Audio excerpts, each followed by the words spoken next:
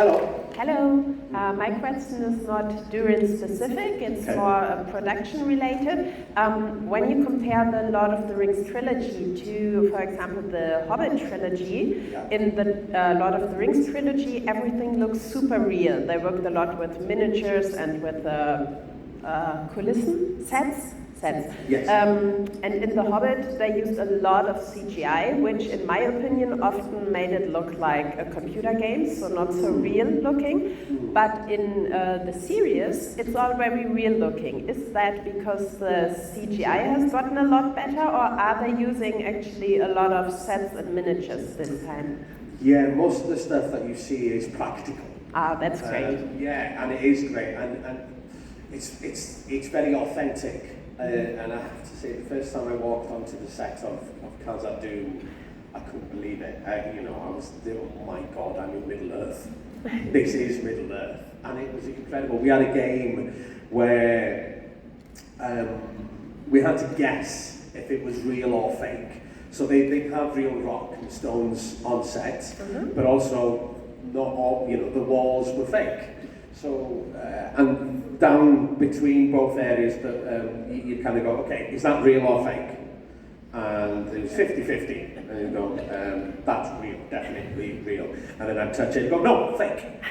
It's fake, unbelievable, that is not real. And then you pick one up, inevitably, there's real stuff there. But yes, I think that was a conscious decision that the showrunners and Rob Ames wanted to do as well, was to show, for it to be as practical as possible, because that helps as well the performance, for it to be real, for me to look into Elrond's eyes, he's up here to me, and to have that just made it more authentic, I think. But having said that, the CGI department, I'm blown away by what they've created, because it's an art form, for them to get that balance and that transition is quite incredible. So mainly practical. That's a fantastic choice, I think. And what you said, that it helps with the acting, I do remember that Ian McKellen said that he had real trouble during the filming of The Hobbit because he had to work with tennis balls instead of people. Yeah. So yeah, I think you're right. Well, we tried the forced perspective that they famously did on the cart, right? Frodo and Gandalf. Because they had half of it was a big, that one half of the cart was massive and then the other half was smaller, and then they weren't actually looking at each other, they were looking away from each other like this. I'm sure most of us here know that.